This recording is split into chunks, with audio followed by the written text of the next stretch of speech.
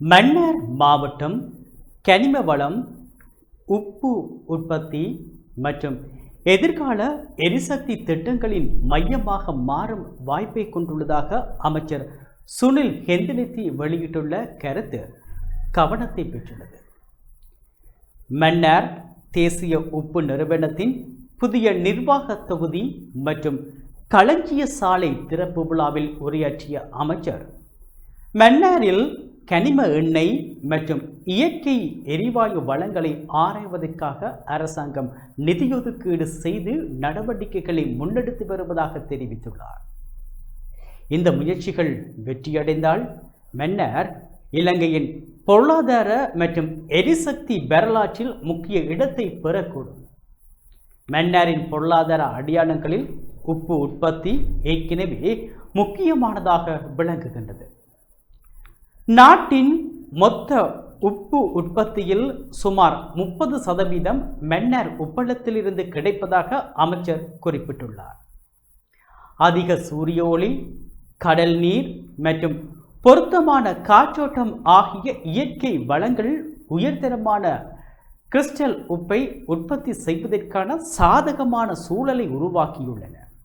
எனினும் மன்னாரில் காணப்படும் சுமார் 4000 ஏக்கர் உப்பள பிரதேசத்தின் முழுமையான உற்பத்தி திறன் இதுவரை பயன்படுத்தப்படவில்லை என்பதே அமைச்சரின் கருத்துக்களில் வெளிப்படும் முக்கிய அம்சமாகும்.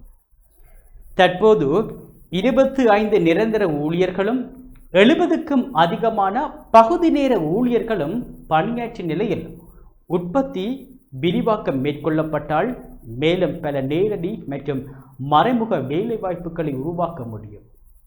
உப்பு உற்பத்திக்கு ஏற்றதாக கருதப்படும் வனவள திணைக்களத்துக்கு சொந்தமான 500 ஏக்கர் நிலத்தை பெற்றுக்கொள்வதற்கும் அரசாங்கம் திட்டமிட்டுள்ளது. அதேபோன்று ஆனையிறவு உள்ளிட்ட பகுதிகளில் உப்பு உற்பத்தி திட்டங்களை முன்னெடுப்பதற்கும் அமைச்சரவை அனுமதி கிடைத்துள்ளதாக தெரிவிக்கப்பட்டுள்ளது. இத்திட்டங்கள் நடைமுறைக்கு வந்தால் உள்நாட்டு உற்பத்தி அதிகரிப்பதுடன் நுகர்வோருக்கு குறைந்த விலையில் உப்பை வழங்குவதற்கான வாய்ப்பு ஏற்படும். ஆனால் மன்னாரின் இயற்கை வளங்களை பொருளாதார அபிவிருத்திக்கு பயன்படுத்தும் போது சுற்றுச்சூழல் பாதுகாப்பு, மீனவ மக்களின் வாழ்வாதாரம், நில உரிமை மற்றும் உள்ளூர் மக்களின் பங்கேற்பு ஆகியவை உறுதிப்படுத்தப்பட வேண்டும்.